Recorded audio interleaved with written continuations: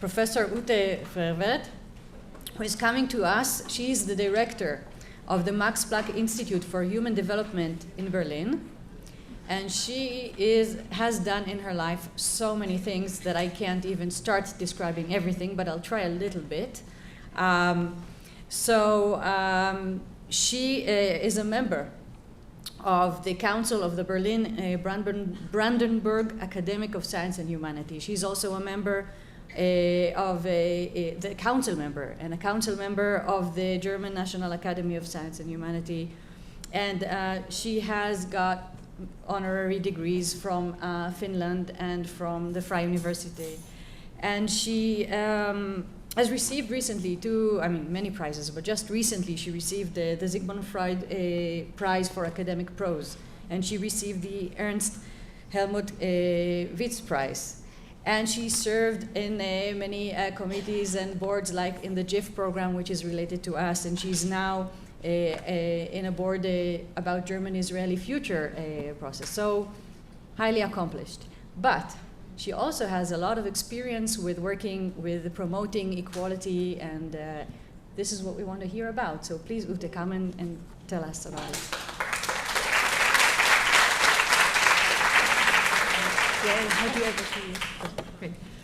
Well, thanks very, very much to all of you, Bakatov, and thank you for being here, for inviting me to be here. It's a great pleasure and an even greater honor.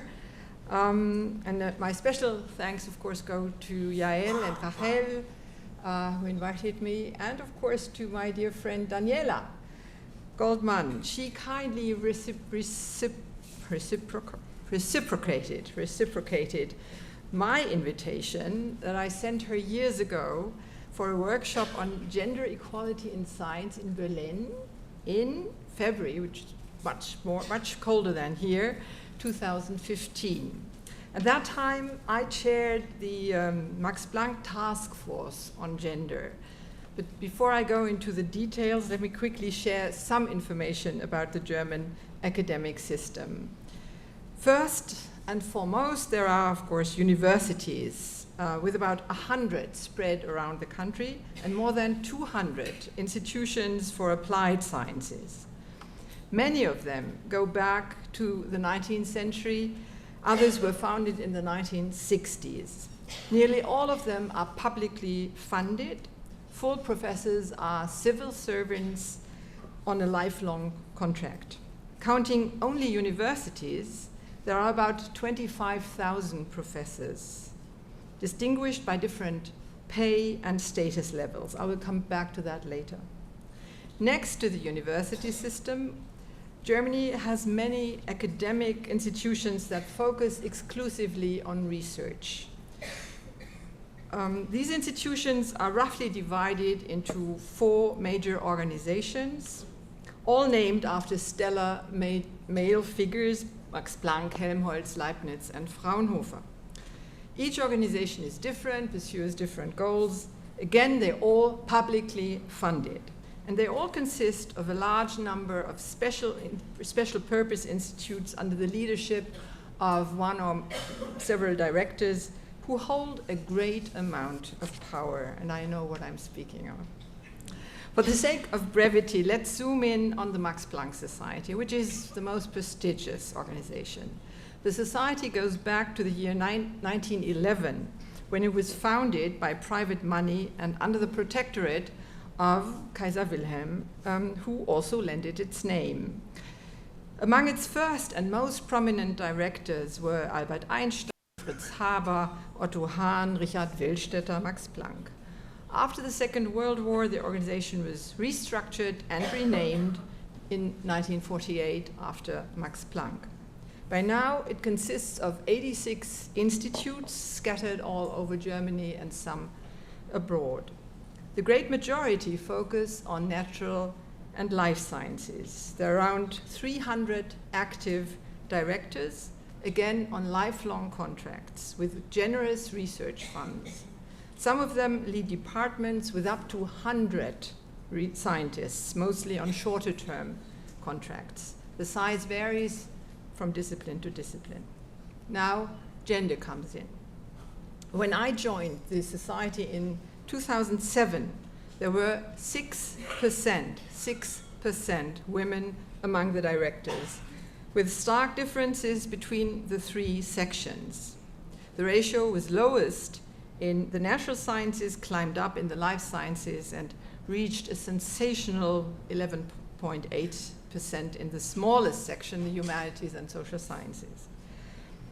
I rubbed my eyes. This was really hard to believe after 30 years of feminist struggle. I had become a feminist in the mid-1970s and had, from my student years, continuously campaigned for more women power in the academic system. In universities, such campaigns had shown at least some success. And that shows you the different levels of universities. You were Rachel was distinguishing between grade A, B, C, D, and the W3 positions, the yellow line, are now up to 22% women, and the lower pay and lower status levels are, of course, much higher. But this is, of course, far too little, but it doubled at that time in 2007. It at least doubled the fraction among Max Planck directors. So something must have gone awfully wrong there, and it needed to be fixed according to the motto, fix the numbers, fix the institution, fix the knowledge. Finally, in 2014, the new president of Max Planck took action. He established a task force, which he asked me to lead. And by that time, the proportion of female directors had already risen to 11%.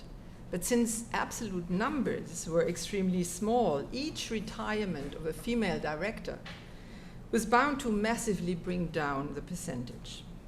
This happened, for example, when Christiane Nüsslein-Vollhardt, Germany's first and only female Nobel Prize winner in the sciences, retired in 2012. She had become a Max Planck director in 1985. At that time, there were only 2 female directors to be found, who made up 1.4% of the total. 10 years later, the society boasted that 25% of their female directors had received a Nobel Prize. And now you can do the calculation. At that time, the absolute number had risen to 4. Even though numbers and fractions improved over the years, her retirement was what we call statistically relevant, and statistics suddenly mattered. Why did they matter, and to whom? The answer is pretty easy. Political feminism, in combination with international competition, had finally made it to the core of academic institutions. Gender had become an issue thanks to the constant pressure of activists within and without the academic system. Major organizations were ready to receive the message. In 1998, the Wissenschaftsrat, the German Science and Humanities Council, published recommendations on how to establish gender equality in academic institutions. The council advises the German federal government and the state governments, so it's pretty influential. In 2006, the Alliance of German Research Organizations started an offensive for gender equality, orchestrated by the council. In 2008, German universities agreed to follow and report on gender equality standards developed by the DFG, the German Research Foundation, that supports research in science, engineering, and the humanities through a variety of grant programs and prizes. The DFG also keeps an eye on their standards and how they get implemented. Nowadays, applications for funding that do not meet these standards can be and will be turned down even before they are reviewed by experts. Parallel to such initiatives, the funding bodies, meaning the federal and state governments, put pressure on universities and other research institutions to improve the gender balance. I myself have witnessed how such pressure worked within Max Planck. female government officials regularly joined forces to remind the society of its duties regarding gender equality. And they did not hesitate to warn the president that non-compliance would result in financial sanctions. So this was the situation I encountered in 2014. The gender issue was high on the political agenda. There was support from the top and from the bottom, meaning female directors, including some men, as well as equal opportunity officers. I recruited a small number of high-profile directors for the task force from various disciplines. We then organized the workshop that Daniela participated in on gender equality. We were looking for best practices in other national and international research institutions, and we discussed quota systems, hiring procedures, and asked employees for feedback. After a year of intense research and debate, we came up with a list of recommendations specifically directed at the structure and concerns of Max Planck. They were about cluster hirings, about self-nomination in search processes, about new free-floating positions for women, about flexible transitions from research group leader to director. One thing stood out very neatly. There was no lack of qualified women in science. While the percentage of female directors was and remained embarrassingly low, women scored very high in independent research groups and made up 40 to 50% of group leaders across all disciplines. So the recipe was clear. Recruit women at a younger age as rising stars and avoid what some people resented as a veritable hunt for women on the top level. These recommendations did not immediately fly. There was quite some resistance from scientific members. Institutes felt that they would give up autonomy and power if the recommendations were to be implemented. The president lost interest and moved on to other apparently more pressing and rewarding issues. Even among women, there was disagreement and hesitation. I remember a long letter of Christiane Nüsslein-Vollard. On the one hand, she wished me well. She explained that she had long since fought against gender discrimination and biases against women. She had even used some of her Nobel Prize money to financially support younger women with children.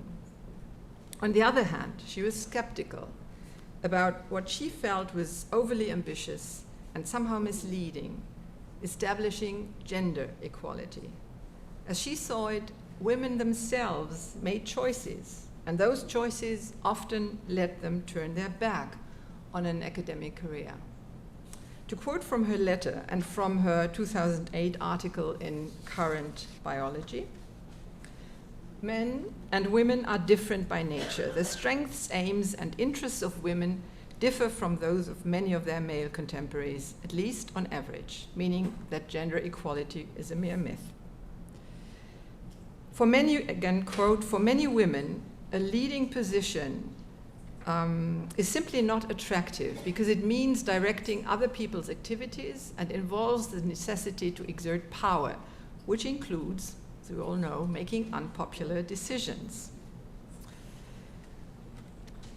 Again, not all women trained as scientists would like to be in my position. This has to be respected. Why should we go after political correctness, although we know that such correctness makes women unhappy? Statistics and institutional self-commitments turn every woman in science into a Quotenfrau, and Quotenfrau is a woman who has been given a position just because of political requirements. Finally, setting certain goals, like, and that was our goal, like having 20% of female directors in 2020 would harm the institution and bring unqualified women to the top. Just mentioning in passing, in 2020, the ratio of women among Max Planck directors had jumped to over 17%. It's now at 18% without doing any harm, as far as I can see. I've been quoting Christiane Nüsslein-Vollard so extensively not because I wanted to expose or accuse her as too conservative or anti-feminist, which she is definitely not. She raises her voice against gender discrimination. She sides with women who dislike male vanity, boasting, and self-promotion. She supports women and encourages them to buy themselves time for family and career instead of doing their laundry themselves. However, she strongly resents any claims to gender parity in the academic system and is fiercely opposed to political pressures on the system. Nüsslein-Vollard, to be sure, is not alone in voicing such concerns. I encountered similar arguments in a committee set up by the National Academy Leopoldina some years later. The Leopoldina is the oldest German academy established in the 17th century. It miraculously survived the many political cleavages and catastrophes that German history has had in store. It even persisted during the Cold War with members from East and West Germany. After reunification, the Leopoldina was chosen to be the National Academy. And this, of course, comes with social prestige and political power. Meanwhile, 16% of its members are women. In 2000, it was 2.6. Recent years have brought a considerable change, and the current policy clearly encourages the nomination of women. In 2021, the Leopoldina president, asked me to set up a working group on gender issues. I was not really amused remembering my experience at Max Planck, but he insisted and told me confidentially that this was politically relevant. In fact, 2 former ministers, both female, had approached him and suggested that the academy should start a new initiative on gender policies. This approach reflected 3 things. First, the perceived need for such initiative. Second, the perception that the National Academy would be the right actor to take the lead due to its reputation and power. And third, the push function of politics. To be precise, it was not the president who thought such action to be necessary. The move instead came from 2 female politicians with a long-standing interest and competence in science and research policies. After talking to them, I accepted the task and established a working group that met for 1.5 years. Its members were cherry-picked, men and women, junior and senior, from all disciplines. Some were feminists, others weren't. We also consulted with other people, high-level science managers, representatives of international universities and foundations. And we interviewed women who had served as high-profile CEOs in industry or consulting about their experiences. We wanted to find out what are common concerns and experiences and what is particular to the academic system. I must say it was a great experience, and it raised high expectations that more can and should be done, not just talk, but actions, to make science more diverse and welcoming to women. In the end, we did not come up with revolutionary results. Our recommendations, as one reviewer dryly remarked, were rather conventional, or seemed rather conventional, I would say. I agree, and mainly so because we had to reach compromises between the participants who held very different views. Gender parity, for instance, was a major bone of contention. Not everybody agreed that this was the goal to be set. Some argued along the lines of Nüsslein-Vollard. Women have certain preferences, and it's not on us to force them into careers that they would not choose by themselves or for themselves. The counter-argument read, preferences are usually not set by nature, pink versus blue, but by social and material forces. So let's change the latter and see what comes out of it. To give an example, very few women in Germany study engineering, with 21% of the total. Parity sounds like a mission impossible.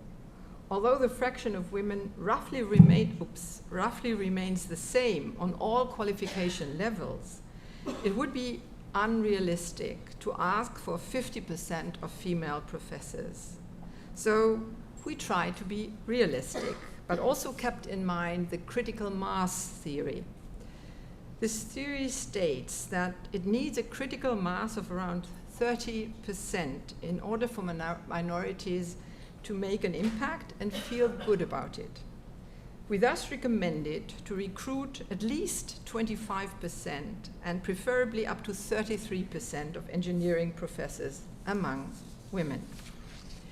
They would also serve as role models for undergraduates, graduates, and postdocs and help to raise the number of young women who think of themselves as future leaders in the field. We are faced with an altogether different situation in disciplines like medicine, biology, or Romance studies. Here, the majority of students are female, and they remain the majority until they finish their PhDs. Then something dramatic happens. The fraction of women in postdoc positions declines massively. Surveys suggest that this has many reasons. One is that women are less confident than men about their own strength and competence. They also find it more difficult to navigate the academic system and come to terms with its inbuilt insecurities and hazard. Careers seem hardly plannable.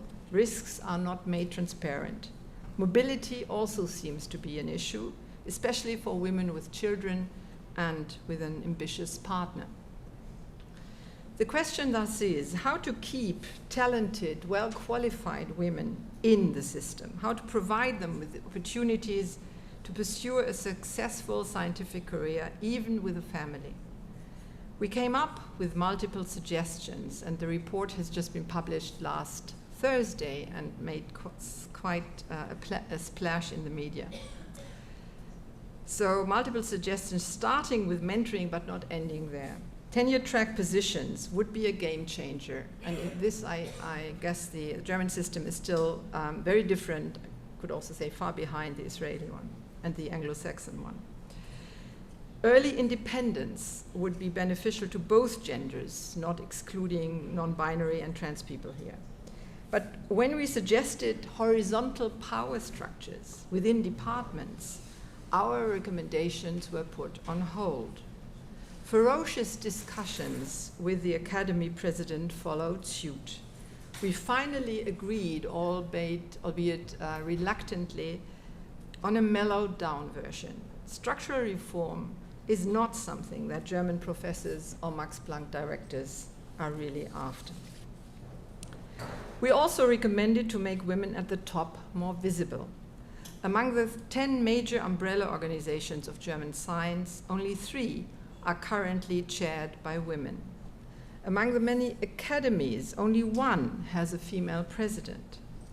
When it comes to prestigious prizes, women are left behind. Just look at this graph.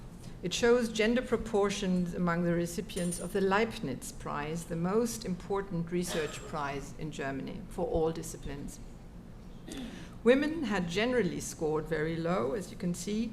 There were many years when prize winners were exclusively male. When this happened again in 2015, a sharp protest broke loose. And it had an effect, with numbers rising considerably in the years to come. The DFG, that gives out the prize, implemented new nomination policies. Institutions can only nominate a male candidate if they also nominate a female one. Women were made visible, and this, as the numbers show, clearly affected the outcome.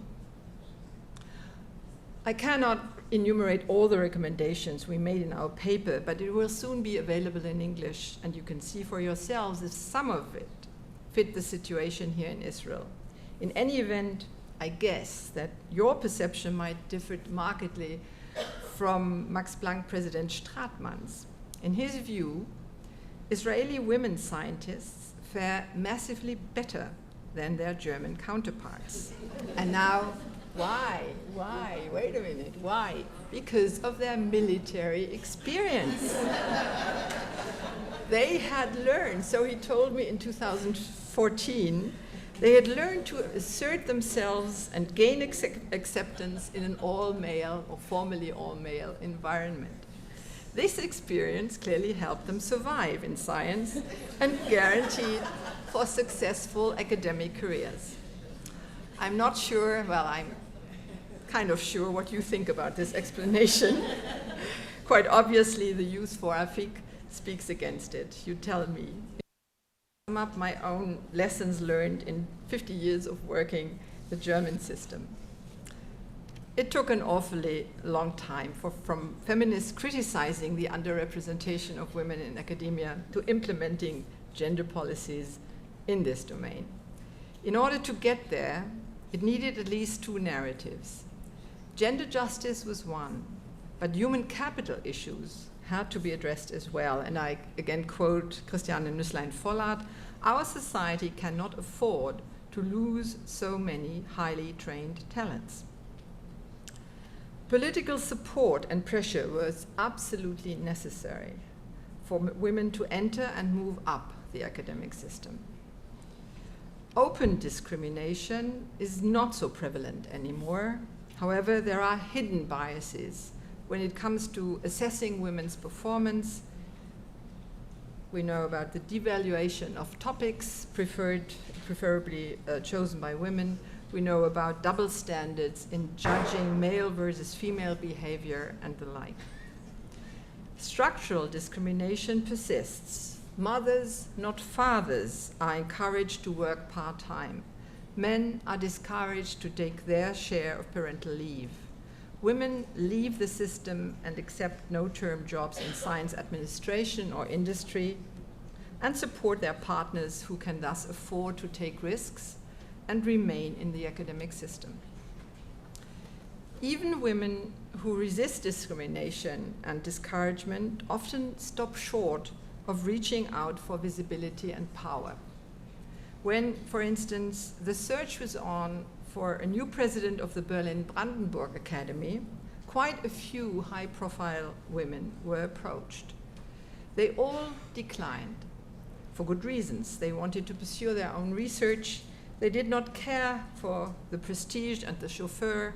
They felt that other things mattered more to them.